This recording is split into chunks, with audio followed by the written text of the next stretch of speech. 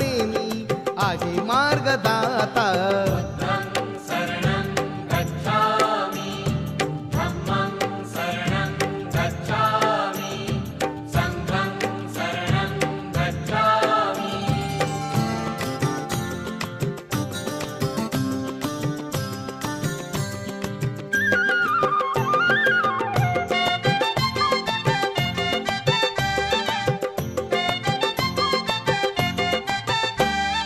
अंगी पंचशील अनुसरता सारे, अंगी पंचशील अनुसरता सारे, शांती समतेचे ते वाहील वारे.